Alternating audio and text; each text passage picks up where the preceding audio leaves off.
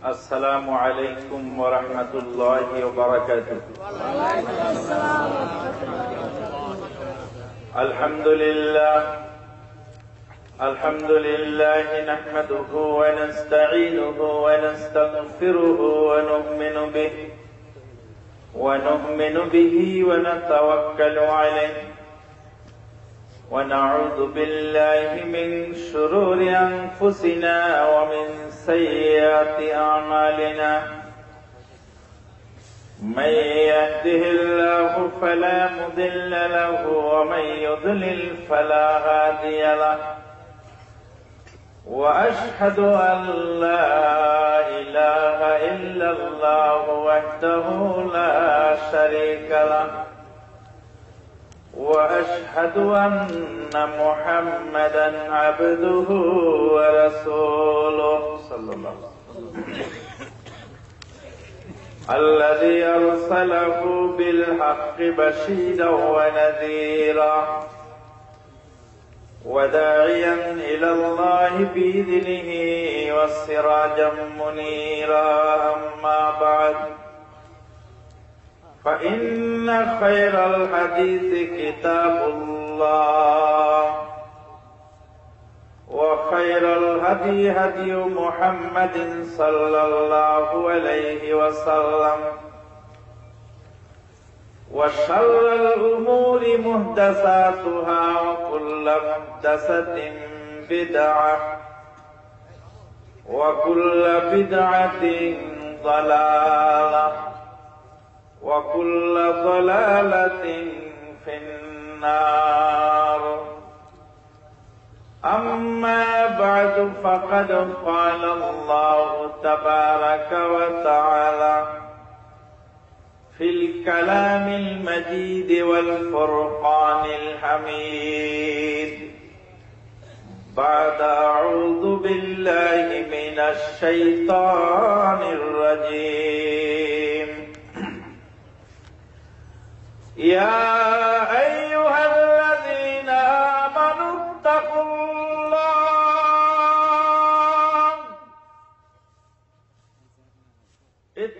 الله حق تقاته ولا تموتن إلا وأنتم مسلمون.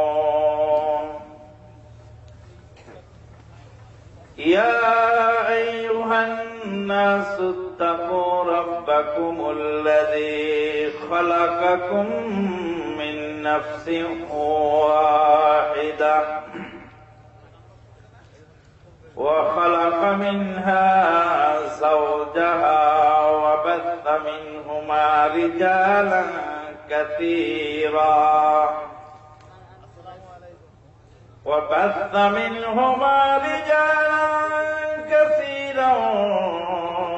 ونساء. واتقوا الله الذي تساءلون به والأرحام إن الله كان عليكم رقيبا. يا أيها الذين آمنوا اتقوا الله وقولوا قولا سديدا يصلح لكم أعمالكم ويغفر لكم ذنوبكم ومن يطع الله ورسوله فقد فاز فوزا عظيما. وقال اتبعوا ما أنزل إليكم من ربكم ولا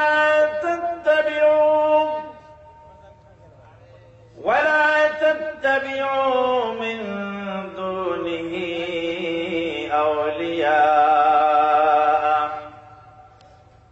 قليلا ما تذكرون. وقال النبي নবিউল আমিন সাল্লাল্লাহু আলাইহি ওয়াসাল্লাম তালাবুল ইলমি ফারিদাতুন আলা কুল্লি মুসলিম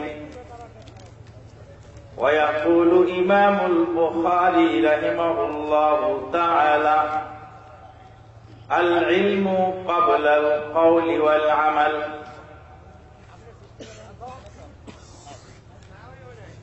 বেদাতে হাসানা বেদাতে সাইয়্যা শিরক বেদাত করে হইলাম বেহাইয়া। কোরআন হাদিস জানি না, যা জানি তাও মানি না। কোরআন হাদিস জানি না, যা জানি তাও মানি না। তারপরেতে হইলাম আমি বড় মওলানা। বেদাতে হাসানা বেদাতে সাইয়্যা শিরক বেদাত করে হইলাম বেহাইয়া। আমি হইলাম বড় মওলানা। দাওয়াত পেলেই বেজায় খুশি, হালাল হারাম বাসি না। আমি হইলাম বড় মওলানা। সরকার বাড়ি পুকুর পাড়ে আয়োজিত আজকের এই মাহফিলে আমরা যোগদান করার সুযোগ লাভ করেছি। যে আল্লাহ পাক তৌফিক দান করলেন এই দিনই বৈঠকে হাজির হওয়ার, তারই বারগাহে জানাই শুকরিয়া, আলহামদুলিল্লাহ। নবী মুহাম্মদুর রাসূলুল্লাহ সাল্লাল্লাহু আলাইহি ওয়াসাল্লামের প্রতি জানাই অগণিত অসংখ্য দরুদ ও সালাম। আল্লাহুম্মা সাল্লি আলা মুহাম্মাদিন ওয়া আলা আলি মুহাম্মাদ কামা সাল্লাইতা আলা ইব্রাহিম ওয়া আলা আলি ইব্রাহিম ইন্নাকা হামিদুম মাজিদ। আল্লাহুম্মা বারিক আলা মুহাম্মাদিন ওয়া আলা আলি মুহাম্মাদিন কামা বারাকতা আলা ইব্রাহিম ওয়া আলা আলি ইব্রাহিম ইন্নাকা হামিদুম মাজিদ। এই কিতাবখানা আমার হাতে, এই কিতাবখানার নাম কোরআন শরীফ। ঠিক আছে তো?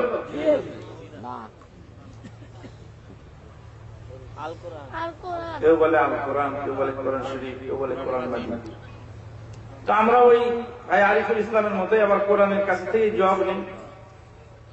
বাল হুয়া কুরআনুম মাজিদ ফি লাওহিম মাহফুজ ইন্নাহু লাকুরআনুন কারীম ফি কিতাবিম মাকনুন। কোন সূরা? কোন সূরা?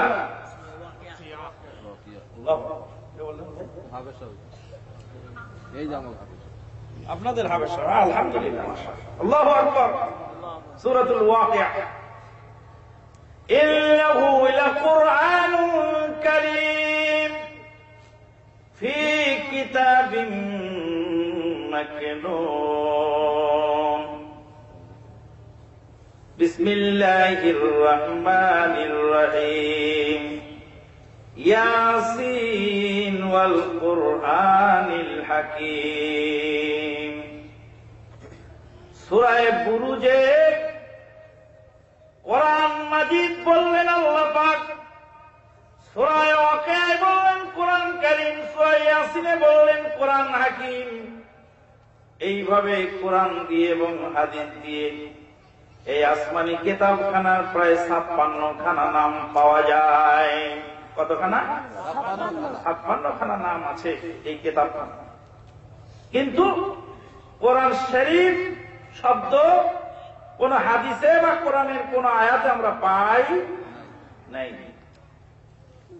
আমরা কত বড় দুষ্কৃতিকারী জাতি, আমরা কত বড় ডাকাত যে আমরা স্কুল, কলেজ, ইউনিভার্সিটি, রোড, ঘাট, রেল স্টেশন সবকিছুর নাম পরিবর্তন করতে করতে আল্লাহর কোরআনের নামও পরিবর্তন করতে দ্বিধাবোধ করি নাই। আল্লাহ। কেউ হয়তো বলবেন যে কোরআন শরীফ বললে দোষ কি? চট্টগ্রামের এক ছাত্র একদিন বললেন যে স্যার কোরআন শরীফ বললে দোষ কি, ক্ষতি কি? তা আমি বললাম যে তোমাকে যদি আমি ইডিয়েট বলি তো দোষ কি? আমার বাপ ইডিয়েট নাম রেখেছে নাকি? আমার তো নাম আছে, নাম অমুক। তা আপনার নাম অমুক, আপনার বাপ আকিকা দিয়ে রেখেছেন সেই নাম। তো আল্লাহর কালামের নাম তো আল্লাহ রেখেছেন। কোরআন মাজিদ বলেছেন, কোরআন কারীম বলেছেন, কোরআন হাকিম বলেছেন। তো কোরআন মাজিদ, কোরআন কারীম, কোরআন হাকিম কোনটাই পছন্দ হলো না, আপনি কোরআন শরীফ বানালেন কেন? কে অধিকার দিল? আপনার বাপের লেখা কোন বই যদি কেউ পরিবর্তন করে, নাম পরিবর্তন করে বাজারে ছাপায়, তাকে না গলায় গামছা লাগায় আপনি কোর্টে তুলবেন?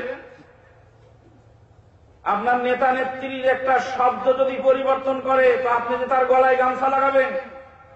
আল্লাহর কোরআন কারীমের নাম পরিবর্তন করে আপনার সমাজে চালু করেছে, তো আপনি তো খেয়ালও করেননি। আমাদের জানার অনেক বাকি আছে।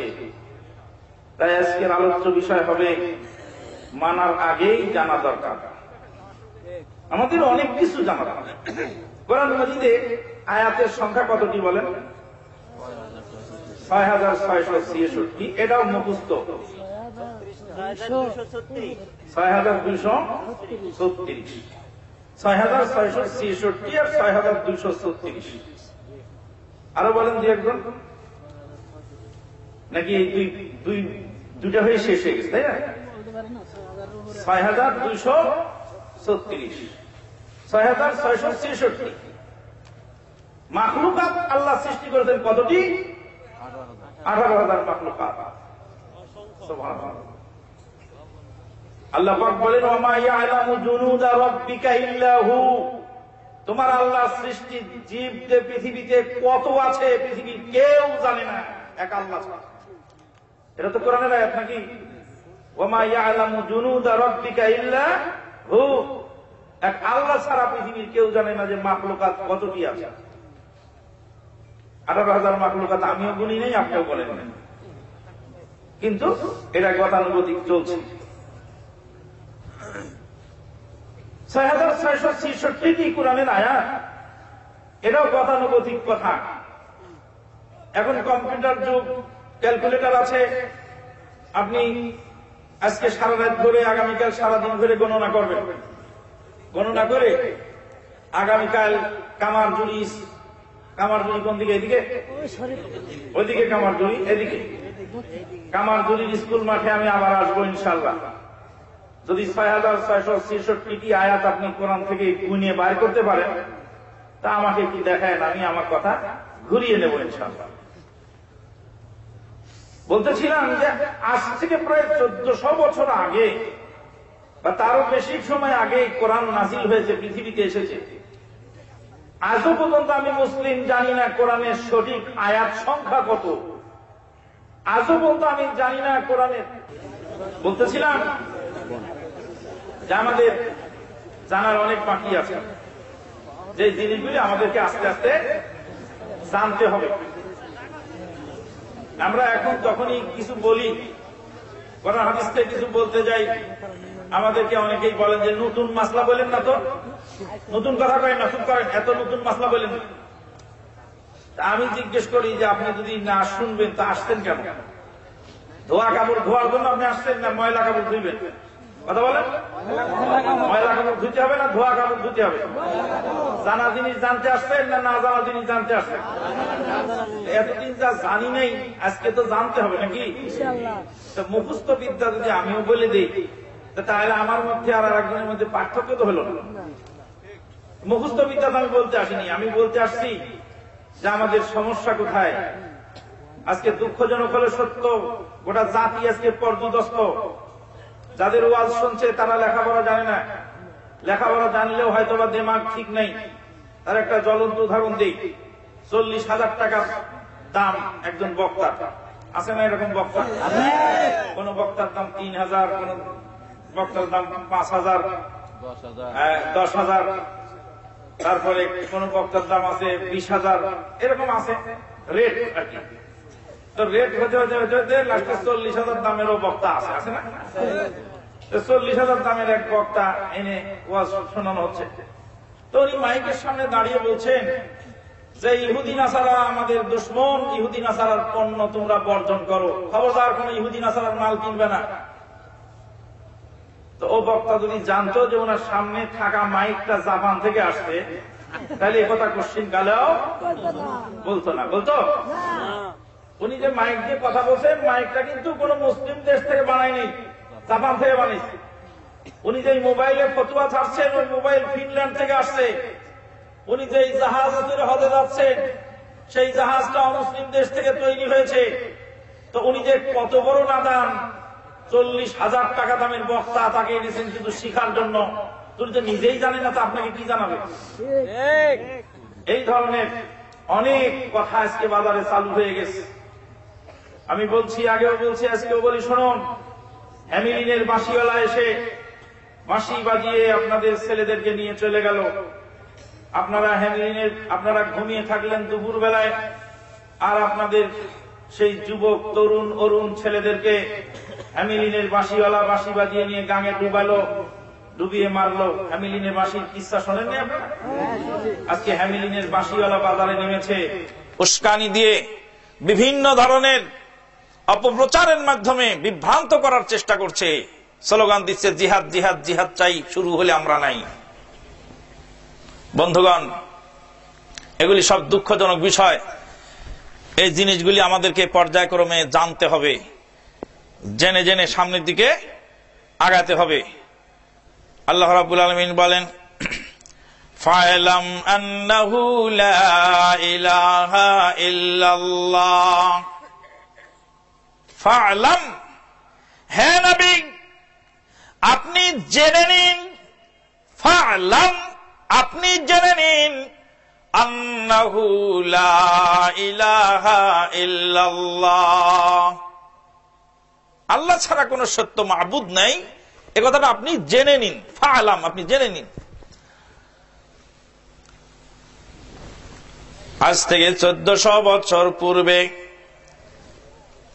তারও কিছু বেশি কাল পূর্বে, এই পৃথিবীতে সাইয়্যিদুল মুরসালিন নবী মুহাম্মদুর রাসূলুল্লাহ সাল্লাল্লাহু আলাইহি ওয়াসাল্লাম আগমন করলেন। আগমন করে সমাজের মানুষদেরকে দেখতে পেলেন। সমাজের মানুষেরা নানান রকমের সমস্যায় জর্জরিত। আল্লাহর নবী জাবালে নূরের হীরা গুহায় গিয়ে ধ্যানমগ্ন থাকলেন আর চিন্তা করলেন, এই সমাজের লোককে কি করে ভালো করা যায়। লাইলাতুল কদরের মহিয়সী রজনীতে আল্লাহ রাব্বুল আলামিন জিবরাইল আমিন আলাইহিস সালাতু ওয়াস সালামকে পাঠালেন। পাঠিয়ে বললেন, ইকরা ইয়া মুহাম্মদ, হে মুহাম্মদ সাল্লাল্লাহু আলাইহি সাল্লাম আপনি পড়ুন। আল্লাহর নবী বললেন, মা আনা বিকারিন, আমি পড়তে জানি না। নবী বললেন পড়তে জানি না, হাদিস বুখারীর। মায়ের পেট থেকে পড়ে 40 বছর বয়স হয়েছে। আল্লাহর নবীর নবুয়তের প্রাক্কালে সেই 40 বছর বয়স্ক মানুষটি, যাকে আল্লাহ পাক নবুয়ত দান করলেন, তিনি বলেন, মা আনা বিকারিন, আমি পড়তে জানি না। কিতাবালায় লিখে রেখেছে আব্দুল কাদের জিলানী রাহমাতুল্লাহ আলাইহি মায়ের পেট থেকে 18 পারা মুখস্থ করে এসেছিলেন। আব্দুল কাদের জিলানী রাহমাতুল্লাহ আলাইহি মায়ের পেট থেকে 18 পারা মুখস্থ করে এসেছিলেন। তো আমাদের নবী 40 বছর বয়সে কেন বলছেন মা আনা বিকারিন, আমি পড়তে জানি না? তা আব্দুল কাদের জিলানী রাহমাতুল্লাহ আলাইহির চেয়েও কি, আমাদের নবীর চেয়েও কি আব্দুল কাদের জিলানী রাহমাতুল্লাহ আলাইহির মর্যাদা বেশি ছিল? এগুলি বাজে কথা, বানাওয়াট কথা। এগুলি আপনাকে বিশ্বাস করতে হবে, বুঝতে হবে যেগুলি বানাওয়াট কথা, হতে পারে না। কোরআন পড়লে, কোরআন জানলে, হাদিস পড়লে, হাদিস জানলে আপনার অনেক সমস্যার সমাধান হয়ে যাবে। জায়নামাজ বিছিয়ে পীর সাহেব নদী পার হয়ে গেলেন, গাং পার হয়ে গেলেন।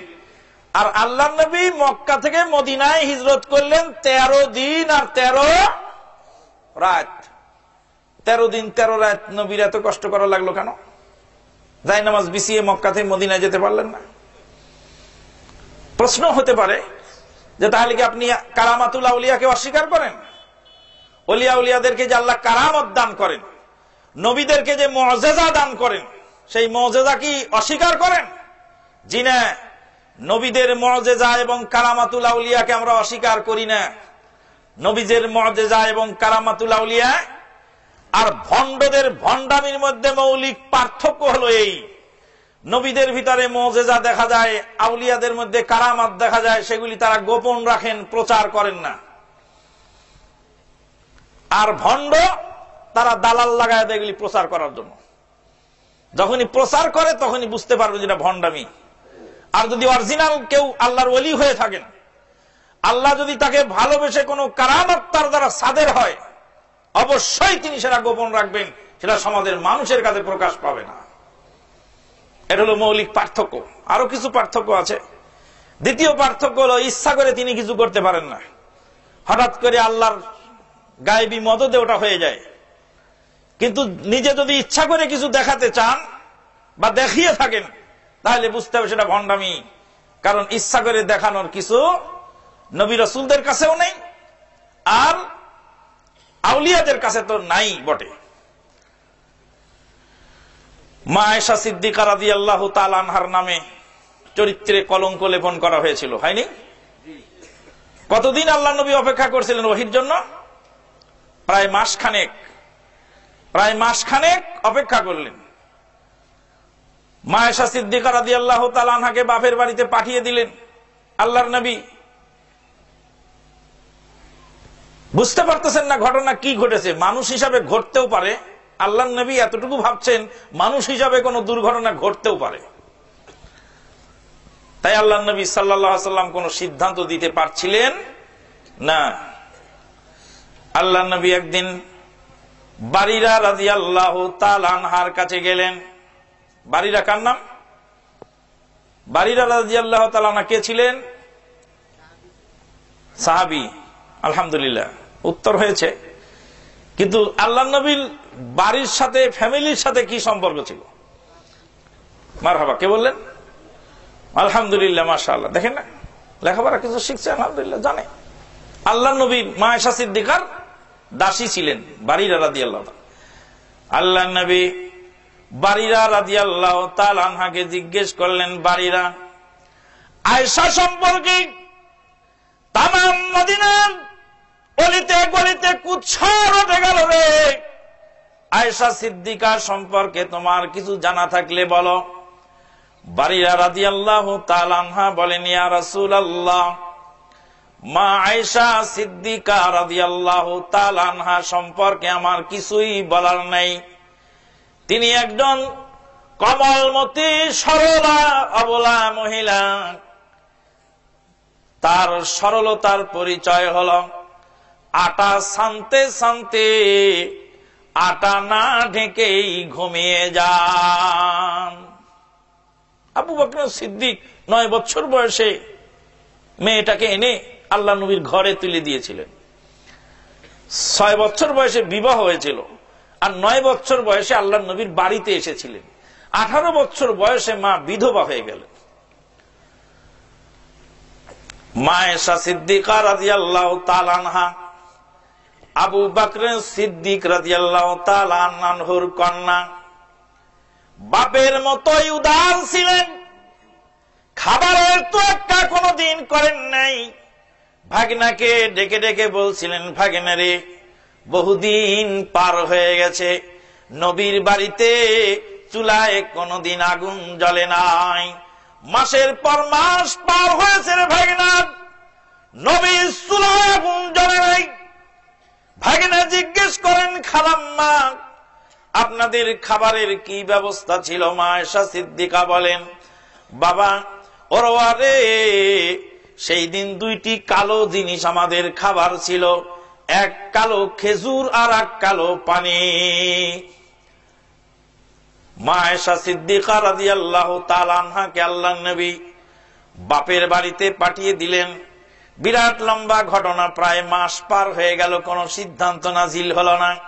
মহাগ্রন্থ আল কোরআন কারীম কিয়ামত পর্যন্ত সাক্ষ্য দিচ্ছে, সূরা নূরের কতিপয় আয়াত নাজিল হয়ে গেল। আল্লাহর নবী হাসতে হাসতে আবু বকর সিদ্দিকের বাড়িতে গেলেন। মা আয়েশা সিদ্দিকা রাদিয়াল্লাহু তাআলা আনহাকে আল্লাহ রাব্বুল আলামিন 7 আসমানের উপর থেকে ক্যারেক্টার সার্টিফিকেট দিয়েছিলেন। সুবহানাল্লাহ। মুবাররাতুম মিন ফাওকি সাবে সামাওয়াত। সিদ্দিকা বিনতে সিদ্দিক, সিদ্দিকের বেটি সিদ্দিকা, মুবাররাতুম মিন ফাওকি সাবে সামাওয়াত, 7 আসমানের উপর থেকে আল্লাহ পাক ক্যারেক্টার সার্টিফিকেট দিয়েছিলেন। আল্লাহর নবী কাশফ ইলহাম বুজুর্গির মাধ্যমে কোন খবর আনতে পারলেন না, সম্ভব হয়নি। পৃথিবীর বুকে একজন নবী এসেছিলেন, বড় শক্তিশালী নবী, তার নাম ইয়াকুব আলাইহিস সালাতু ওয়াস সালাম। ইয়াকুব আলাইহিস সালাতু ওয়াস সালাম বড় শক্তিশালী নবী। কেমন শক্তিশালী নবী? তিনি নিজে ছিলেন নবী, তার পিতার নাম ইসহাক আলাইহিস সালাতু ওয়াস সালাম, তিনিও নবী। তার দাদার নাম কি? ইব্রাহিম আলাইহিস সালাতু ওয়াস সালাম। ম্যারাডোনা কইেন না, আবার শাহরুখ খান কইেন না। নবীদের নাম জানবেন, নবীদের দাদার নাম জানবেন।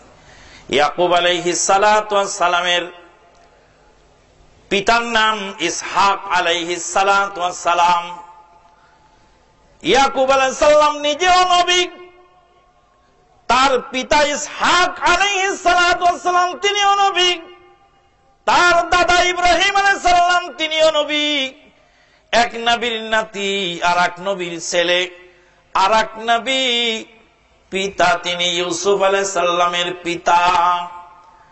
এক নবীর নাতি, আর এক নবীর ছেলে, আর এক নবীর পিতা, নিজেও নবী। এত বড় জলিলুল কদর নবী নবুয়তের ইতিহাসে আর পাওয়া যায় না। একজন নবীর 4 জন আত্মীয় নবী, 3 জন আত্মীয় নবী, নিজেও নবী। আল্লাহর নবী বলেন করিম ইবনু করিম ইবনু করিম, ইউসুফ ইবনু ইয়াকুব ইবনু ইসহাক ইবনু ইব্রাহিম। সম্মানীর বেটা সম্মানী, সম্মানীর বেটা সম্মানী, সম্মানীর বেটা সম্মানী। ইব্রাহিম আলাইহিস সালাতু ওয়াস সালামের বেটা ইসহাক আলাইহিস সালাতু ওয়াস সালাম, ইসহাকের বেটা ইয়াকুব আলাইহিস সালাতু ওয়াস সালাম। ইয়াকুব আলাইহিস সালাতু ওয়াস সালামের সন্তানের নাম ইউসুফ আলাইহিস সালাতু ওয়াস সালাম। ইউসুফ আলাইহিস সালাতু ওয়াস সালামকে মেরে 10 ভাই মিলে কুয়ায় ফেলে দিয়েছিল। কোথায় ফেলেছিল? কুয়ায় ফেলে দিয়েছিল। ওয়াজাউ আবাহুম ইশাআন ইয়াবকুন। ইউসুফ আলাইহিস সালাতু ওয়াস সালামের 10 ভাই মিলে ইউসুফ আলাইহিস সালামকে মেরে কুয়ায় ফেলে দিয়ে এশার সময় চোখের পানি ছেড়ে দিয়ে কাঁদতে কাঁদতে সে পিতার কাছে জানালেন, আব্বা জান, ইউসুফকে বাঘে খেয়ে ফেলেছে। আপনার বিশ্বাস হতেও পারে, না হতে পারে। দেখেন ইউসুফের জামায় রক্ত মাখা। ইয়াকুব আলাইহিস সালাম জামা চেক করে দেখছেন, জামা তো ছেড়ে নাই, বোতামও ছেড়ে নাই।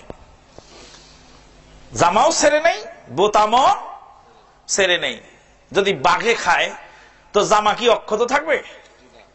যদি বাঘে খায় তো বাঘ কি খাওয়ার আগে জামাটা খুলে ওদের হাতে দিয়ে বলছিল যে তোরা জামাটা নিয়ে যা, আমি খেয়ে ফেলি তোর ভাইকে?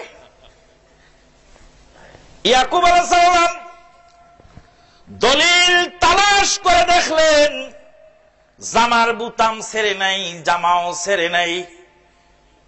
বাঘের হাত থেকে অক্ষত জামা কেমন করে ফিরে আসলো? ইয়াকুব আলাইহিস সালাতু ওয়াস সালাম বললেন, বাল সাওয়ালাত লাকুম আনফুসুকুম আমরা ওয়াল্লাহুল মুস্তাআনু আলা মা তাসিফুন। তোমরা নিজেরা মন গড়া একটা কিস্সা বানায় এনেছো, তোমাদের এই কথা সঠিক নয়। কিন্তু আমি কি করব? তোমরা আমার 10 বেটা হয়ে আমার বিরুদ্ধে ষড়যন্ত্র করে আমাকে কষ্ট দিলে। বেটা যদি বাপকে ধরে মারে তাহলে বাপ তো পৃথিবীর কাউকে সে অভিযোগ জানাতে পারে না, বেটার হাতের মার খেয়ে গোপন থাকতে হয়। তাই ইয়াকুব আলাইহিস সালামের সাথে যে গাদ্দারি, যে চিটিং তার 10 ছেলে করলো, তিনি তখন বলছেন ইন্নামা আশকু বাসি ওয়া হুজনি ইলাল্লাহ। বাবারা তোমরা শোনো, পৃথিবীর কাউকে অভিযোগ করার ক্ষমতা আমার নেই। অল্প শোকে কাতর, অধিক শোকে পাতর। আমার কলিজার টুকরা নিয়ে তোরা কোথায় গায়েব করেছিস? আমি আমার অভিযোগ পৃথিবীর পালনকর্তা আমার মাবুদের কাছে জানাই রাখলাম। দুনিয়ার কোন আদালতে তোদের বিরুদ্ধে আমার মামলা নাই। কোরআনের আয়াতের হুবহু অনুবাদ করি নেই, ব্যাখ্যা সহ বলছি একসাথে। আবার বুঝবেন না যে কোরআনে আয়াত পড়লো একটা, অনুবাদ করলো আরেকটা। ইয়াকুব আলাইহিস সালাম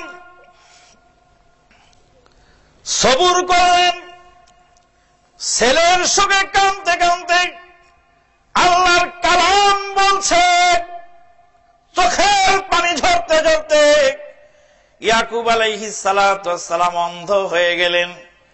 ইয়াকুব আলাইহিস সালাতু ওয়াস সালামের বাড়ি থেকে মাত্র 3 কিলোমিটার দূরে মরুভূমির মধ্যে, সেই কুয়ার মধ্যে বেটা ইউসুফকে ফেলে তারা চলে এসেছিল। 3 দিন পার হয়ে গেল। ওই কুয়ার মধ্যে ইয়াকুব আলাইহিস সালাতু ওয়াস সালামের বেটা ইউসুফ 3 দিন পরে রইলেন। ইয়াকুব আলাইহিস সালাতু ওয়াস সালাম নবী, তার ছেলে হবু নবী, ভবিষ্যতে নবুয়ত আল্লাহ তারে দান করবেন। সেই নবী কুয়ার মধ্যে পড়েন, আরেক নবী ঘরের মধ্যে কাঁদছেন। ওই কুয়ার ঘরের ডিস্টেন্স মাত্র আনুমানিক 3 কিলোমিটার দূর। 3 দিন পার হয়ে গেল। 3 দিন পরে মিশরের বণিকেরা আসে, কুয়া থেকে তুলে নিয়ে মিশরে বিক্রি করে ফেললো। 3 দিনের মাথায় আয়না পরে, তাবিজ করে, বুজুর্গি দিয়ে, গাছ সালাম দিয়ে, বাটি সালাম দিয়ে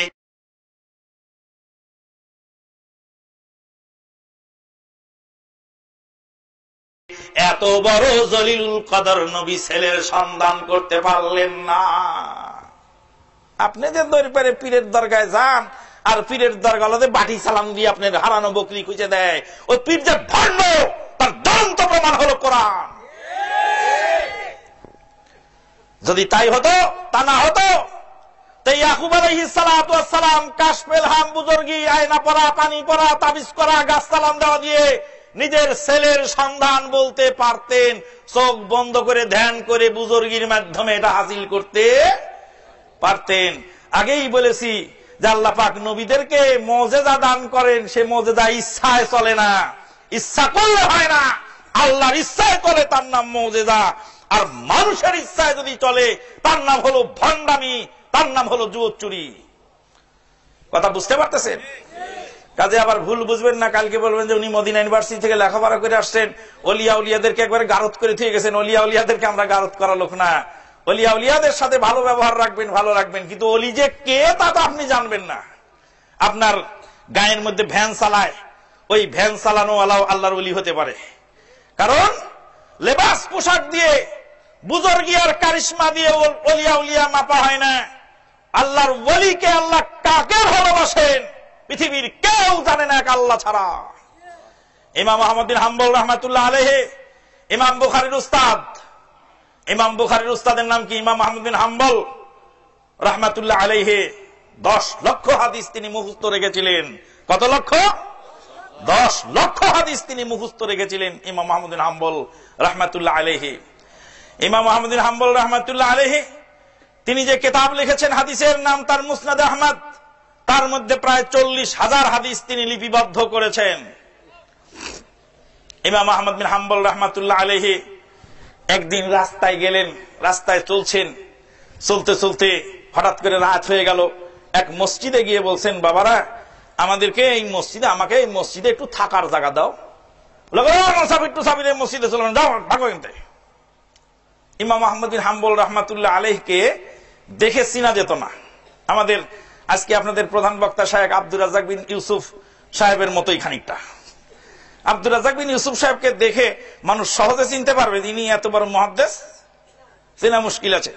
উনি গেছিলেন আমাদের পাবনায়, তো পাবনায় গিয়ে উজুখানায়, মসজিদের উজুখানায় গেছেন উজু করতে। তো এক ভদ্রলোক উজু করতেছেন, তো উজু করতে করতে তখন আব্দুর রাজ্জাক বিন ইউসুফ সাহেব বলছেন, আসসালামু আলাইকুম। আসসালামু আলাইকুম ওয়া রাহমাতুল্লাহ। তো ওই লোক দেখছে যে এই লোক মুসল্লি মানুষ, তো সালাম দিল কেন, উজুর সময় তো সালাম দেওয়া নিষেধ। তা উজু টুজু করে উঠে বলছে, ভাইজান আপনাকে দেখে তো নামাজি নামাজি মনে হয়, নামাজ কালাম তো পড়েন, তাতে বোঝা যাচ্ছে। আব্দুর রাজ্জাক বিন ইউসুফ সাহেব নামাজি মুসল্লির মতো মনে হচ্ছে দেখে নামাজ কালাম পড়েন তো বোঝা গেল, কিন্তু মাসলা মাসাল তো কিছুই শেখেন নেই। তো মাসলা মাসাল শিখেন নেই, তো কি মাসলা শিখতে হবে? বলছে উজুর সময় যে সালাম দেওয়া নিষেধ ওটা তো জানেন না আপনি, উজুর সময় আর কোনোদিন সালাম দিবেন না। তখন আব্দুর রাজ্জাক বিন ইউসুফ সাহেব বলছেন, কে বলেছে উজুর সময় সালাম দেওয়া যাবে না, কে বলেছে? বলছে হাদিসে আছে। কোথায় আছে? লোক তখন বুঝে ফেলছে যে ইনার কথার ভয়েস শুনে তো সাধারণ মুসল্লি মনে হচ্ছে না, ভয়েসটা তো ফের অন্যরকম। আল্লাহু আকবার, সুবহানাল্লাহ বিহামদি। গল্প কিসসা কইতে গেলে রাত ভোর হয়ে যাবে, কিসসা বলতে চাচ্ছি না। বলতেছিলাম যে চিনতে পারেনি। আমি তো বাহরাইনে আমি আমার বাসস্থান থেকে অফিসে সকাল বিকাল হেঁটে যাতায়াত করতাম। হেঁটে যাতায়াত করে এই কারণ আমার ডায়াবেটিসের কিছু প্রবলেম আছে, যা হাঁটলে আমার একটু সুবিধা হয়। বাসাটা ওই জন্য অফিস থেকে খানিকটা দূরে নেওয়া হয়েছে। সকাল বিকাল হেঁটে যাই। তো একদিন সকালে হেঁটে যাচ্ছি আমার বাসস্থান থেকে বাহরাইনের আমার সেই ইসলামিক সেন্টার, হেদায়া সেন্টারের দিকে যাওয়ার পথে রাস্তায় দেখছি বাংলাদেশের কিছু তরুণ অরুণেরা, তারা ওখানে কনস্ট্রাকশনের কাজ করে রাস্তার কিনারে কার্পেট বিছিয়ে বসে নাস্তা খাচ্ছে, রুটি খাচ্ছে, আপনার সবজি এবং দিয়ে কি বলে, হ্যাঁ সবজি দিয়ে রুটি তারা খাচ্ছে, ওখানে সবজি ডাল দিয়ে রুটি খাচ্ছেন। তো আমি যাওয়ার পথে বললাম, আসসালামু আলাইকুম ওয়া রাহমাতুল্লাহি ওয়া বারাকাতুহু। ওরা মনে মনে আমারে ভাবলো যে আমি কোন আরাবিয়ান লোক, বাংলাদেশি মনে করেনি, আরাবিয়ান লোক মনে করে বসে, তোর আক্কেল হয় নাই, তুই আরব দেশে বাস করো কিন্তু মাসলা মাসাইল কিছু শেখো নাই, বেয়াদব আরবি বলতেছে আমাকে, আদব শিখাচ্ছে আর কি। বলছে খাওয়ার সময় সালাম দেওয়া নিষেধ জানো না? তো মনে করছে যে আমি আরবি মানুষ, যার ফলে বাংলায় বলে দিল। বোঝা গেল এক বুড়ি আর এক বুড়ি রে কয় নানি শাশুড়ি, তো নিজেই জানে না আর একজনকে তালিম দিচ্ছে। বলতেছিলাম যে ইমাম আহমদ বিন হাম্বল রাহমাতুল্লাহ আলাইহি মসজিদে গিয়ে বলছেন যে একটু থাকার জায়গা দাও, আমি মুসাফির মানুষ। বলছে আমাদের মসজিদে থাকার জায়গা হবে না, মুসাফিরের কোনো জায়গা নেই। ইমাম আহমদ বিন হাম্বল রাহমাতুল্লাহ আলাইহি বিপদে পড়ে গেলেন, রাতে যাবেন কোথায়? এক রুটিওয়ালা রুটি বানায় বিক্রি করে। রুটিওয়ালা বলছে, মুসাফির সাহেব চলেন আমার বাসায় যাই। ওনার বাসায় নিয়ে গিয়ে বলছেন, রাত্রে রুটি আটা সেনে রাখতেছেন, সকালবেলা রুটি বানিয়ে বিক্রি করবেন। রুটি সেনার সময় পরে আস্তাগফিরুল্লাহ আস্তাগফিরুল্লাহ আস্তাগফিরুল্লাহ আস্তাগফিরুল্লাহ আস্তাগফিরুল্লাহ বলেন আর আটা ছানেন। ইমাম আহমদ বিন হাম্বল রাহমাতুল্লাহ আলাইহি জিজ্ঞেস করলেন, ভাইজান আটা ছানার সময় আপনি আস্তাগফিরুল্লাহ কেন পড়েন? আস্তাগফিরুল্লাহর মধ্যে কি আছে? আটাওয়ালা রুটিওয়ালা বলে, ভাইজান মুসাফির, আস্তাগফিরুল্লাহর মধ্যে কি আছে আমি তা জানি না, তবে জীবনে যত কিছু চাওয়ার দরকার ছিল আল্লাহ রাব্বুল আলামিনের কাছে চেয়েছি এই ইস্তেগফারের মাধ্যমে।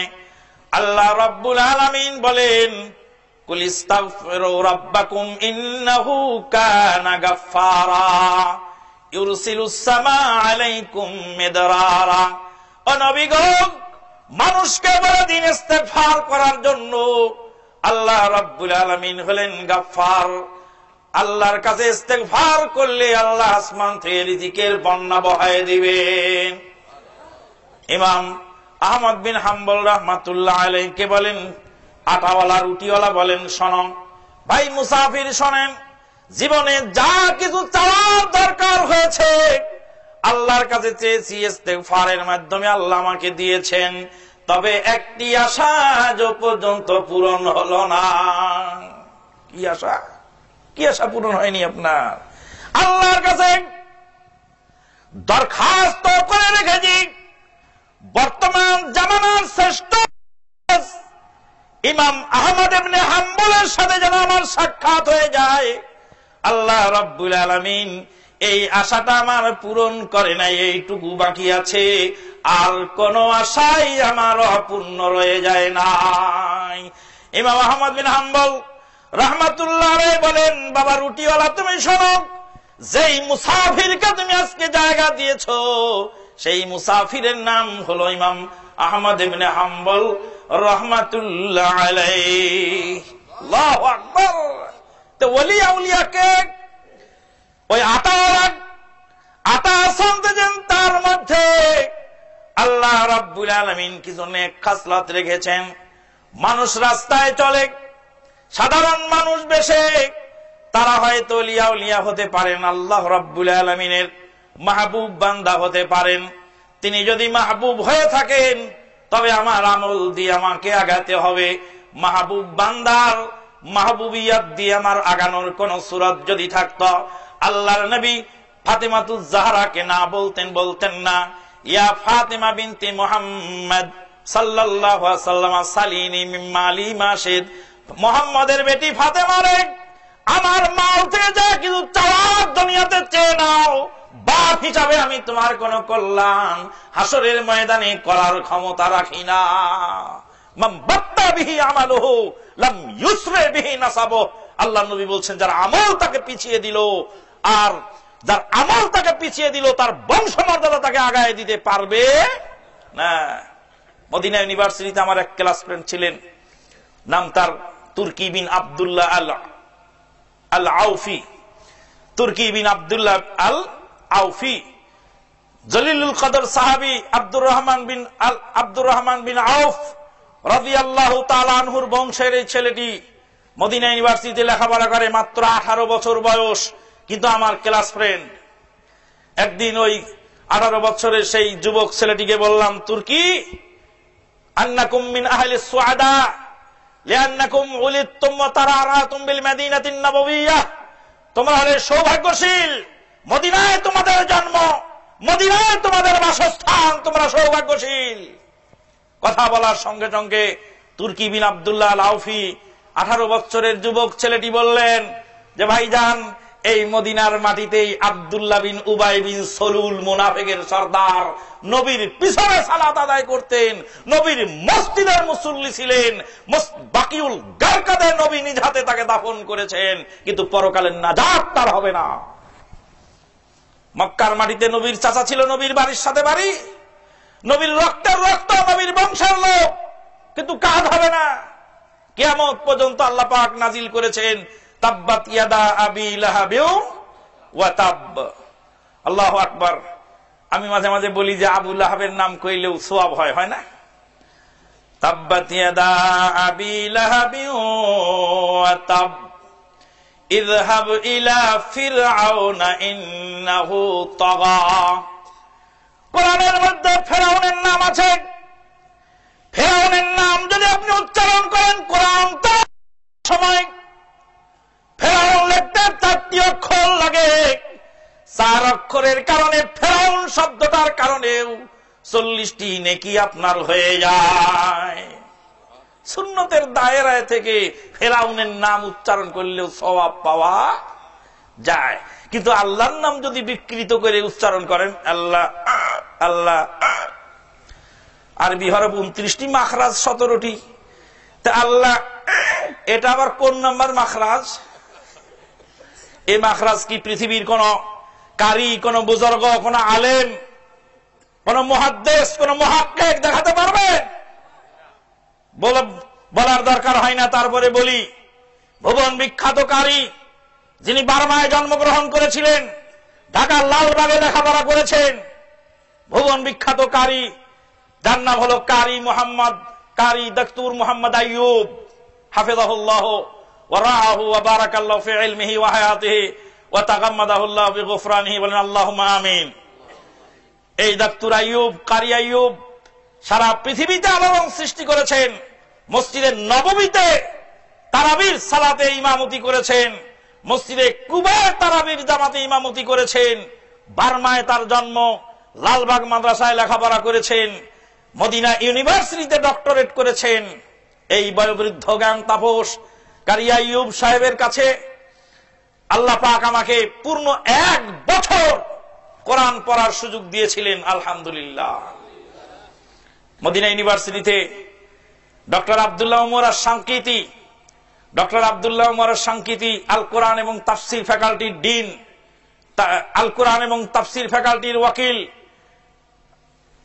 ডক্টর আব্দুল্লাহ উমর আশ-শানকিতি, আল কোরআন ও তাফসির ফ্যাকাল্টির ডিন, সুদীর্ঘ 3 বছর যাবৎ কোরআন আমাদেরকে পড়িয়েছেন। পৃথিবীর অনেক মুহাদ্দিস, অনেক মুহাক্কিক, যদিও আমার উচ্চারণ সঠিক হয় না, কোনো সময় ভুল ভ্রান্তি হতে পারে, মানুষ হিসাবে স্বাভাবিক, কিন্তু কথা হলেই যে এই যে তামাম বিশ্বের মুহাদ্দিস, মুহাক্কিক, কারি, তাজবিদের আলেম যারা রয়েছেন, তারা তো আমাদেরকে এমন কোন মাখরাজ শিখান নেই যে আল্লাহ, এটা আবার কোন মাখরাজ, এটা কোন মাখরাজে আছে? কোন মাখরাজে নাই। আল্লাহর নাম বিকৃত করার অধিকার আপনার নাই। বেয়াদবি মাফ করবেন, প্রসঙ্গক্রমে অনেক দূর চলে গেছে, আবার একটু বলে যাই। আপনাদের বাড়ির এলাকার চেয়ারম্যান সাহেবের নাম ধরেন রফিক সাহেব। রফিক সাহেবের বাড়িতে সকালবেলা গিয়ে যদি রফিক সাহেব, রফিক সাহেব, রফিক সাহেব, রফিক সাহেবের কাছে আপনি কোন জরুরতে আসছেন, কোন কাজে, তো আপনি যদি এইভাবে তাকে ডাকেন তো উনি খুশি হবেন? খুশি হবেন না বিরক্ত হবেন? দুনিয়ার কোন চেয়ারম্যান, মেম্বার, সম্মানিত কোন লোকের নাম বিকৃত করার অধিকার আপনার নাই। আপনি আল্লাহর নাম কেন বিকৃত করবেন? কেন আপনার আল্লাহর নাম আপনি এইভাবে পড়বেন? সুবহানাল্লাহ, আলহামদুলিল্লাহ, আল্লাহু আকবার, লা ইলাহা ইল্লাল্লাহ, আস্তাগফিরুল্লাহ, ইন্না লিল্লাহ, আলহামদুলিল্লাহ, লা ইলাহা ইল্লাল্লাহ। আল্লাহর নাম উচ্চারণ করবেন সুন্দরভাবে। বলতেছিলাম আল্লাহ পাক কোরআনে নাজিল করেছেন সূরাতুল লাহব, তাব্বাত ইয়াদা আবি লাহাবিন ওয়া তাব। নবীর বাড়ির কাছে বাড়ি, নবীর বংশের বংশ হওয়ার পরেও যারা আল্লাহর দরবারে নাই, তাদের আমলের কারণে তারা পিছিয়ে গেছেন। আমল দিয়ে সামনে আগাতে হবে, কোন বুজুর্গির মাধ্যমে সামনে আগানোর কায়দা নাই। ভাইজান, বলতেছিলাম ইয়াকুব আলাইহিস সালাম গায়েবের খবর জানলেন না, ছেলে হারিয়ে গেল, ছেলের সন্ধান করতে পারলেন না। পৃথিবীর কেউ ইচ্ছা করলে বুজুর্গির মাধ্যমে গায়েবের ভেদ জাহের করতে পারেন না। আল্লাহ রাব্বুল আলামিন কাউকে যদি ইলহামের মাধ্যমে জানিয়ে দিয়ে দেন তার কথা ভিন্ন, তবে নিজের ইচ্ছায় কিছুই করার ক্ষমতা নাই।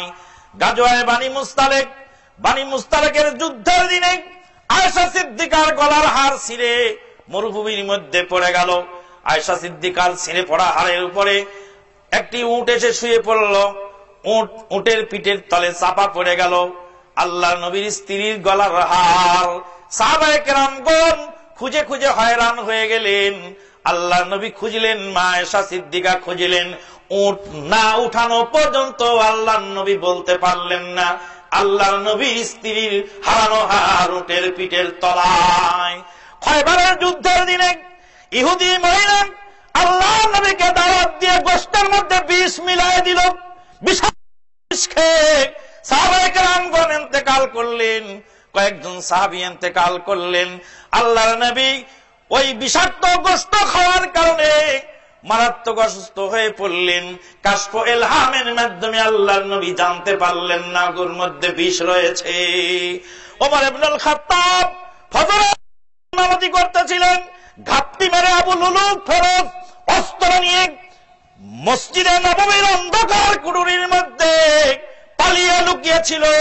কিছুক্ষণ পরেই ওত পেতে থাকা আবু লুলুক ফিরোজ মুসলিম জাহানের খলিফা ওমর ইবনুল খাত্তাবকে হত্যা করবেন, এই গায়েবের ভেদ ওমর ইবনুল খাত্তাব জানতে পারেন না। গাজার কলকি টান দেয় ল্যাংটা ফকির, আর তার ভিতরে ভেদ আছে। ভেদ আর কি আছে?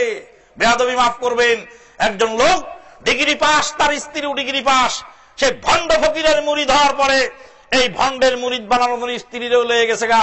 লয়ে যাওয়ার পরে চটের সালার ভিতর দিয়ে ইজ্জত আবরুজা আছে সব দেখা যাচ্ছে, সিরা চট পরে আছে। তো বলে যে এই সিরা চট পরাওয়ালা গা দিয়ে গন্ধ ছুটছে, মুছ কাটে না, দাড়ি কাটে না, হ্যাঁ দাড়ি ছাটে না, কি বলে দাড়ি পরিষ্কার রাখে না, মুছ কাটে না, চুল ছাটে না। আর এই ভণ্ডর মুরিদ তুমি হয়েছ কেন, কি দেখে? বলো ওই সর্বনাশী, খবরদার, হুশ করে কথা বলি, যারা বুজুর্গ লোক, জানিস না কার ভিতরে কি আছে বলা যায় না। বলে ওর ভিতরে যা ছিল সব তো চট ছেঁড়া চট দিয়ে দেখাই যায়, তো আর কি আছে ওর ভিতরে দেখা? নাউযুবিল্লাহ মিন যালিকা, আস্তাগফিরুল্লাহ, লা হাওলা ওয়ালা কুওয়াতা। ওরে ও ভণ্ড বাবা, ওরে ও ভণ্ড বাবা, রোজ হাসরে দেখবে তোমার কোন বাবা। নামাজ রোজার ধার ধারে না, মাজারেতে গাঁজা খায়, লম্বা লম্বা চুল রেখেছে, শিকল পরা সারা গায়ে।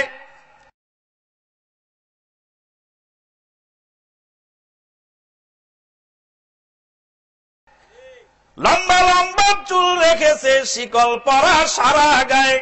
মুছে ঢেকেছে মুখ, মুছে ঢেকেছে মুখ, চেনা যায় না কি কারবার।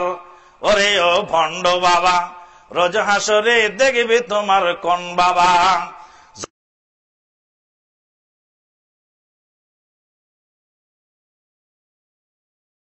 তত মাজার তত বাবা, বাবা হলো বেসুমার।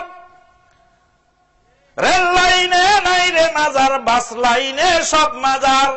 নিজের বাবার লয় না খবর, মাজারে দেয় লাল সালু। নিজের মায়ের লয় না খবর, মাজারে দেয় লাল সালু। ওরে ও ভণ্ড বাবা, রোজ হাসরে দেখবে তোমার কোন বাবা। ওরে ও পাগলা বাবা, রোজ হাসরে দেখবে তোমার কোন বাবা। বরিশাল গেলাম ভাষান্তরে ওয়াজ মাহফিল করার জন্য। এলাকার চেয়ারম্যান সাহেব এসে বললেন, আপনাদের পীরের নাম কি, কোন পীরের মুরিদ? বললাম কোন পীরের মুরিদ হই নাই, পৃথিবীর বুকে সবচেয়ে বাড়তি হলো দুইটা জিনিসের। কয় জিনিসের বাড়তি? একটা হলো ইরিধান আর একটা হলো মুরিদান। ইরিধান আর মুরিদান, এই দুটার ফলন বেশি। বললাম কোন পীরের মুরিদ হই নাই, আমাদের পীরের নাম নবী মুহাম্মদুর রাসূলুল্লাহ সাল্লাল্লাহু আলাইহি ওয়াসাল্লাম। শাফাআতের জন্য হাসরের ময়দানে সিজদায় পড়ে যাবেন, মাকামে মাহমুদের মধ্যে কত লক্ষ বছর, কত কোটি বছর পার হয়ে যাবে। আল্লাহ রাব্বুল আলামিন বলবেন, ইয়া মুহাম্মাদু ইরফা রাসাক ওয়াসালতু তাওয়াশফিতু শাফান। হে মুহাম্মদ সাল্লাল্লাহু আলাইহি সাল্লাম, তোমার মাথা তোলো, তুমি সুপারিশ করো। যা সুপারিশ করবে তাই আজকে পূরণ করা হবে, যা চাইবে তাই তোমাকে দেওয়া হবে। আল্লাহ নবী বলেন, উম্মত রে, কত লক্ষ বছর সিজদায় পড়ে থাকবো আমি, কত কোটি বছর সিজদায় পার হবে, পৃথিবীর কেউ জানে না, আমিও জানি না। আমাদের নবী মুহাম্মদুর রাসূলুল্লাহ সাল্লাল্লাহু আলাইহি সাল্লামের তরিকা বা মুহাম্মাদি কথা বলার সঙ্গে সঙ্গে এলাকার চেয়ারম্যান সাহেব বললেন, বুঝা গেল আপনাদের বাবা নাই। আমাদের বাবা নাই, যার পীর নাই তার শির নাই। কেউ বলে যার পীর নাই তার শির নাই, যে কেউ বলে যার বুজুর্গ নাই তার বুজুর্গ শয়তান, আবার কেউ বলে যার পীর নাই তার বাবা নাই, লাওয়ারিস। আমি বললাম, চেয়ারম্যান সাহেব, বাবা আছে তবে সংখ্যায় কম। বাবা আছে তবে সংখ্যায় কম, অত বেশি বাবা নাই। যত মাজার তত বাবা, বাবা হলো বেসুমার। রেল লাইনে নাই রে মাজার, বাস লাইনে সব মাজার। নিজের মায়ের লয় না খবর, মাজারে দেয় লাল সালু। ওরে ও ভণ্ড বাবা, রোজ হাসরে দেখবে তোমার কোন বাবা। ভাইজান, বলতেছিলাম আল্লাহর নবী মুহাম্মদুর রাসূলুল্লাহ সাল্লাল্লাহু আলাইহি ওয়াসাল্লামকে জিবরাইল আমিন এসে বললেন, ইয়া রাসূলুল্লাহ, পড়ালেখা করুন, কোরআন পড়ুন।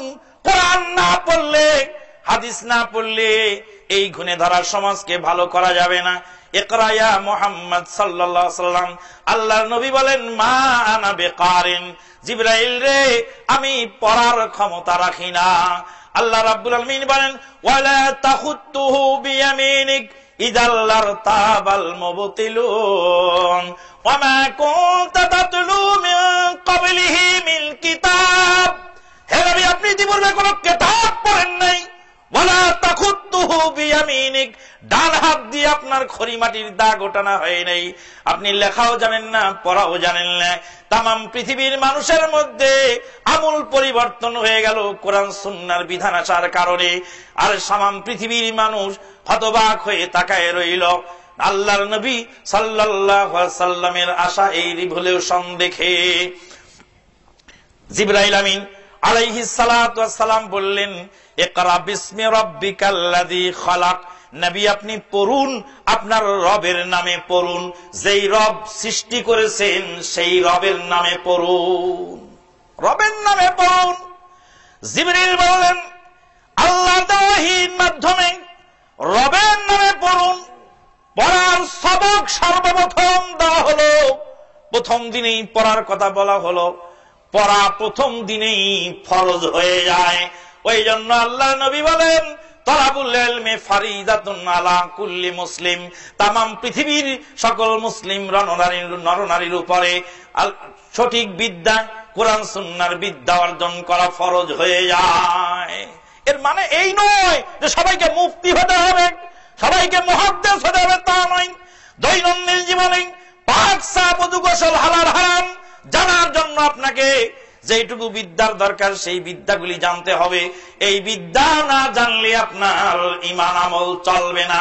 তাই তো ইমাম বুখারী রাহমাতুল্লাহ আলাইহি বুখারীর মধ্যে অধ্যায় চয়ন করেছেন আর বলছেন বাবুল ইলমি ক্বাবলাল কওলি ওয়াল আমাল, কথা বলার আগে কাজ করার আগে আগে ইলম হাসিল করা চাই। ইলম লাগবে। ওযু করবেন কিভাবে, ওযু কিভাবে করবেন, ইলম লাগবে। দুঃখজনক হলেও সত্য, আমাদের দেশের অনেক আলেম ওলামা এখনো ভালো করে কোরআন সুন্নাহ ভালো করে বুঝি নাই। একজন মুহাদ্দিস এসে বলছেন, একজন মুফতি এসে বলছেন যে কোরআন থাকতে আর হাদিসের দরকার কি? কোরআন থাকতে হাদিসের দরকার কি? কোরআন আছে তো হাদিসের দরকার নাই। আমি বললাম যে লোক বলবে কোরআন থাকতে হাদিসের দরকার কি, বুঝতে হবে লোক কাদিয়ানীদের ভেজাল ট্যাবলেট খেয়েছে।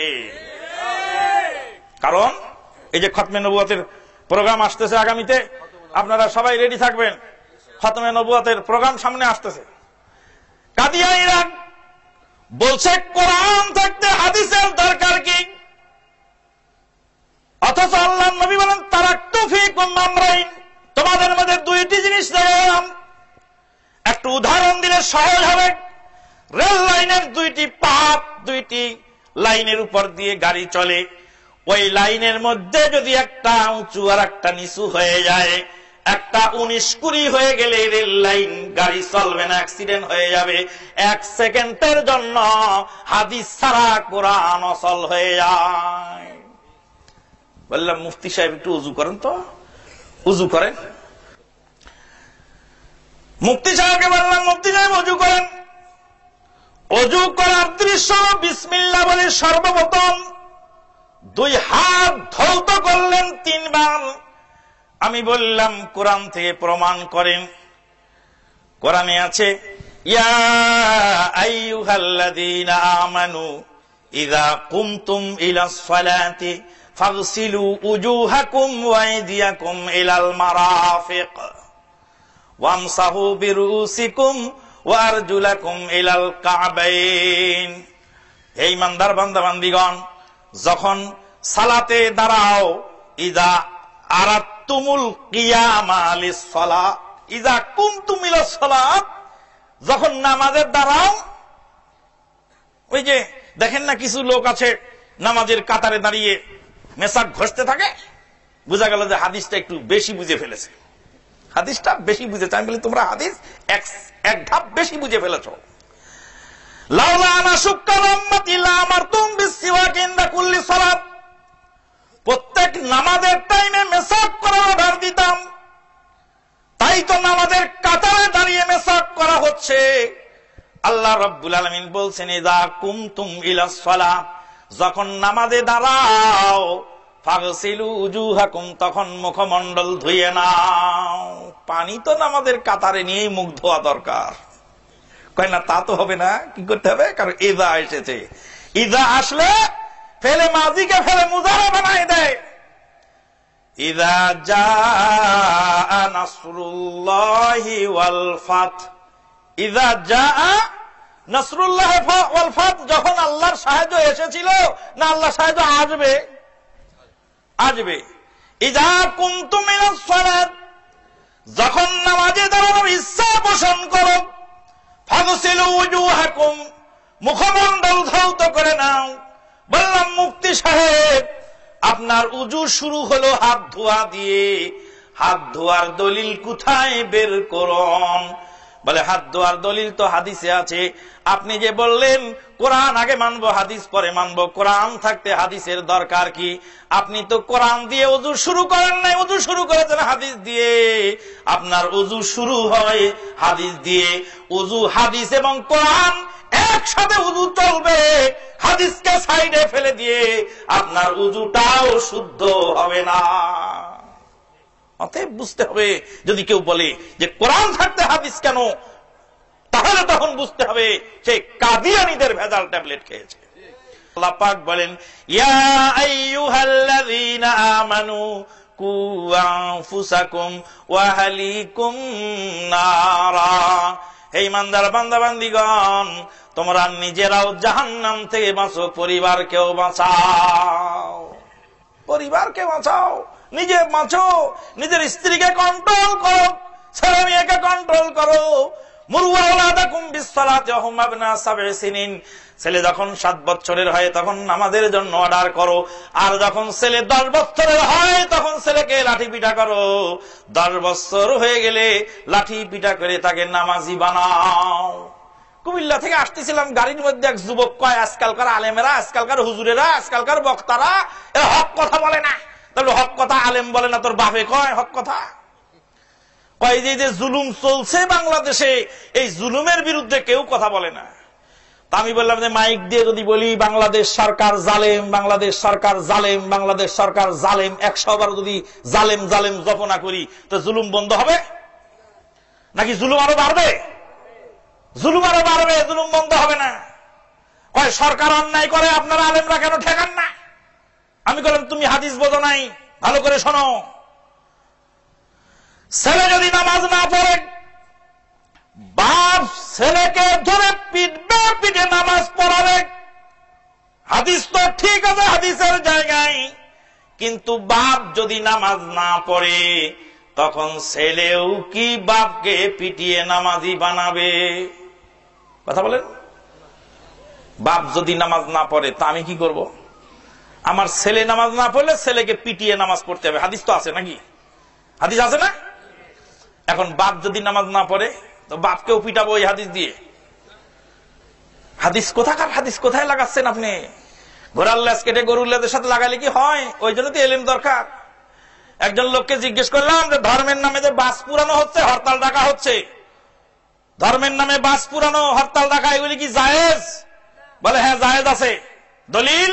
দলিল আল্লাহ নবী ইহুদিদের খেজুর গাছ পুড়িয়েছিলেন, ইহুদিদের বাড়িঘর জ্বালিয়েছিলেন। তা আমি বললাম যে ইহুদিদের বাড়িঘর পুড়িয়েছিলেন আল্লাহর নবী। আল্লাহর নবী ছিলেন মদিনা রাষ্ট্রের রাষ্ট্রপতি।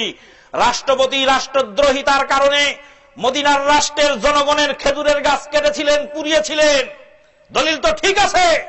আর যদি রাষ্ট্রদ্রোহিতা যদি কোন লোক করে তাহলে রাষ্ট্রপতি ইচ্ছা করলে জনগণের বাড়িঘর পুরাতে পারবেন, এটা তো তার দলিল।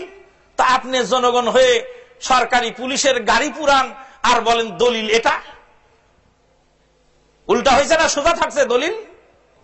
কথা বলেন। আল্লাহর নবী ছিলেন মদিনার রাষ্ট্রপতি।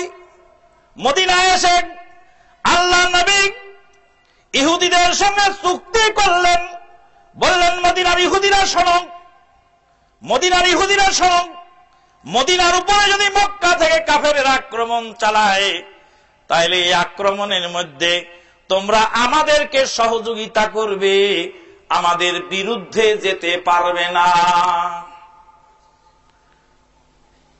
ইহুদিরা আল্লাহ নবীর সঙ্গে চুক্তি করলেন, চুক্তি মানলেন, চুক্তি গ্রহণ করলেন, চুক্তিবদ্ধ হলেন।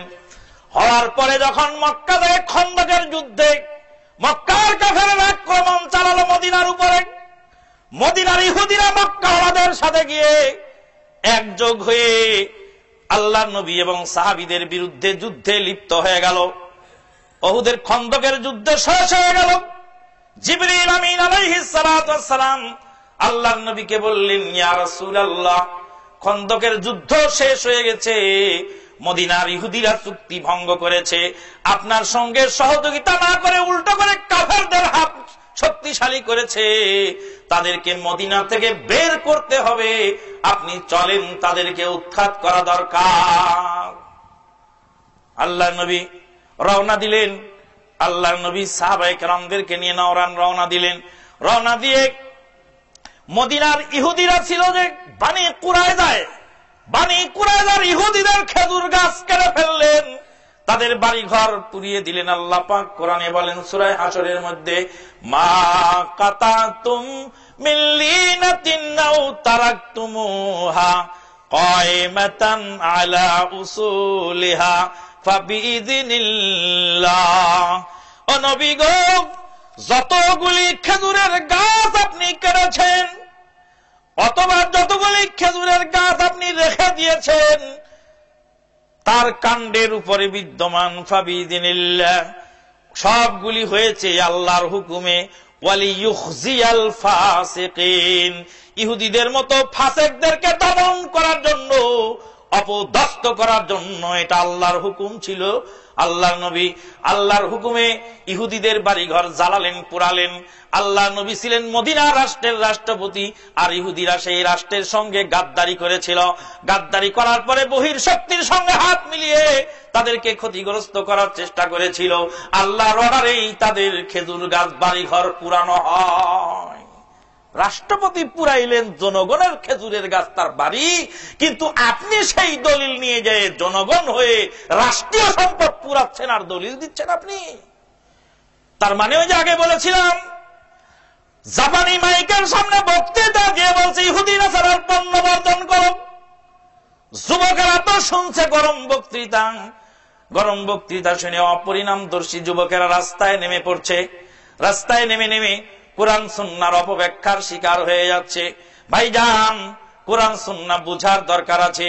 কোরআন সুন্নাহ বুঝতে ভুল করলে মানুষ বড় বিপদে পড়ে যায়। লাইট দিয়ে রাস্তা দেখা যায়, লাইট পথ দেখায় মানুষকে চলার জন্য। লাইট যদি পথে না ফেলে উল্টা দিক থেকে যে পথচারীর চোখে পড়ে যায়, ওই লাইটের কারণে অ্যাক্সিডেন্ট হয়ে যায়।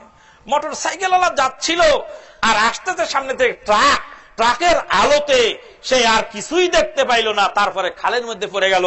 বলে, তুই মোটরসাইকেল নিয়ে খালে পড়লি কে দোস্ত? কয়, খালে পড়বো না মানে সামনে ট্রাকের লাইটের আলোতে আমার চোখ অন্ধ হয়ে গেল। লাইট যদি সোজা পড়ে তাহলে ওই লাইট পথচারীকে পথ দেখায়, আর লাইট যদি উল্টা দিক থেকে চোখে পড়ে তাহলে এই লাইটেই তাকে অ্যাক্সিডেন্ট ঘটায়। ঠিক না বেঠি?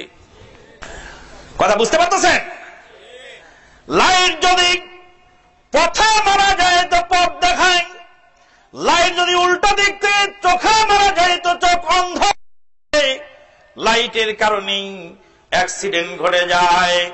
আল্লাহর নবী মুহাম্মদুর রাসূলুল্লাহ সাল্লাল্লাহু আলাইহি ওয়াসাল্লাম বলেন, ওয়াল কুরআনু হুজ্জাতুন লাকা ওয়া আলাইকা, কোরআন তোমার পক্ষের দলিল, কোরআন তোমার বিপক্ষের দলিল।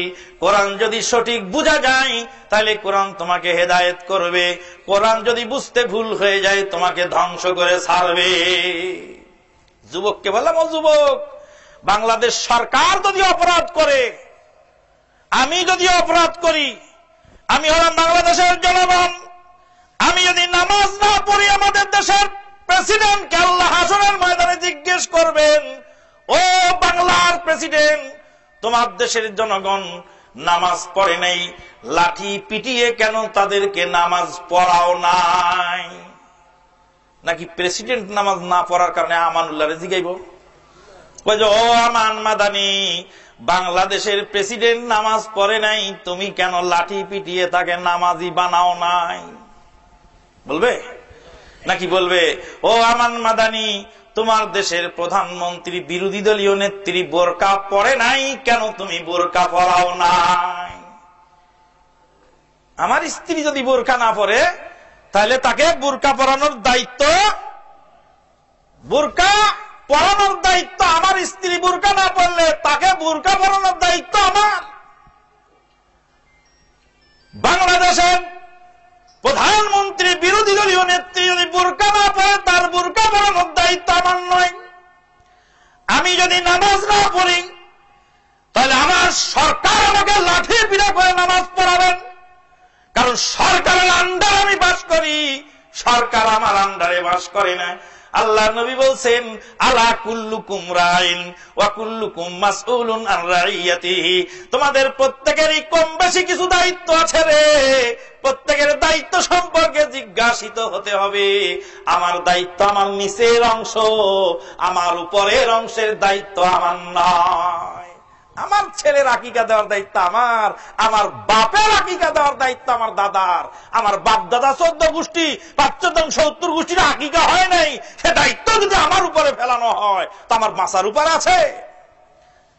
ভাইরা আমার, আজকে কোরআন সুন্নাহ বুঝতে ভুল করে অনেক গোলমাল হয়ে গেছে।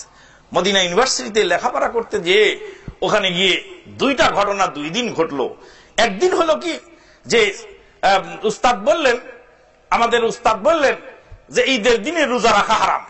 তা আমি ক্লাসের মধ্যে, আমি এবার ছোটকাল থেকে একটু মানে কেন কোয়া লোক, সে যত বড় লাট সাহেব হোক না কেন, আমি বললাম স্যার ঈদের দিনে রোজা রাখা যাবে না ঠিকই আছে, তবে কুরবানির দিনে অর্ধবেলা রোজা রাখা সুন্নাত। ঈদের দিন রোজা রাখা হালাল না হারাম? হারাম।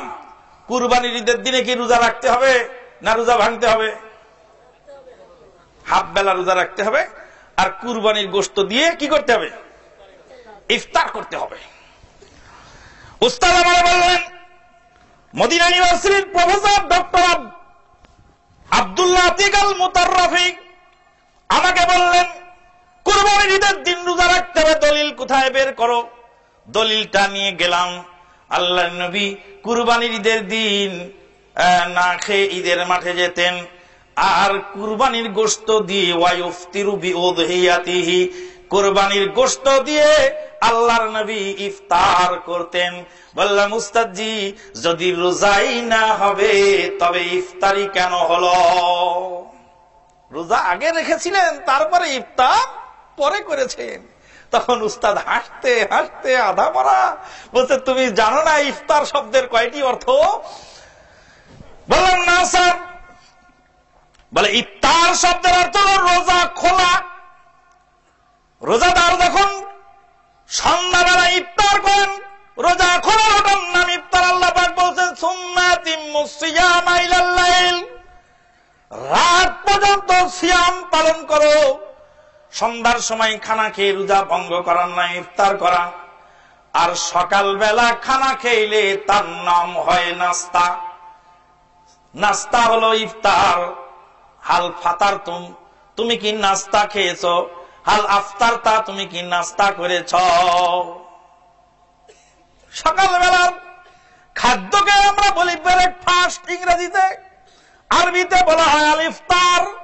সকালবেলার খাওয়াকে ইফতার বলা হয়, আর দুপুর বেলার খাওয়াকে বলা হয় গাদা, আর রাতের বেলার খাওয়াকে বলা হয় আপনার আশা। রাতের খানা হলো আশা, রাতের খাবার। আর সকাল বেলার খাবার হলো ইফতার, আর দুপুর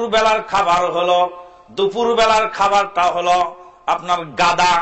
সকালবেলা ইফতার হবে, সকালবেলা নাস্তা হবে। আল্লাহ নবী নাস্তা না খেয়ে গিয়েছেন ঈদগাহর ময়দানে, কুরবানির গোশত দিয়ে ইফতার করেছেন, মানে নাস্তা করেছেন। এই ইফতার মানে হলো রোজা খোলা নয়, এই ইফতার মানে হলো নাস্তা করা।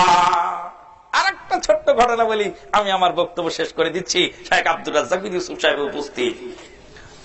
আরেকটা ছোট্ট ঘটনা, মদিনা ইউনিভার্সিটির যেদিন ভর্তি হলাম 5 নম্বর বিল্ডিং এ আমার সিট দিল। 5 নম্বর বিল্ডিং থেকে ট্রান্সফার হয়ে চলে গেলাম 1 নম্বর বিল্ডিং এ। ইংরেজিতে বলা হয় ট্রান্সফার, আর বাংলায় বলা হয় স্থানান্তরিত, আর আরবিতে বলা হয় ইন্তেকাল। ইন্তেকাল মানে হলো এক জায়গা থেকে আরেক জায়গায় চলে যাওয়া। একজন ডাক্তার যদি এক জায়গা থেকে স্থানান্তরিত হয় তো লেখে ইন্তেকালা ফুলানুন তাবিবুন ফুলানুন ইলা মাকানিন ফুলানি। কেউ যদি ট্রান্সফার হয়ে এক চাকরি থেকে আরেক জায়গায় চলে যায় তো লেখে দেয় এই লোক ইন্তেকাল করে অমুক জায়গায় চলে গেছে, অর্থাৎ ট্রান্সফার হয়ে গেছে। ট্রান্সফারকে ইন্তেকাল বলা হয় আরবিতে। মানুষ দুনিয়া থেকে আখিরাতে চলে যায় মউত হয়ে যাওয়ার পরে, ওই জন্য মউতকে ইন্তেকাল বলা হয়।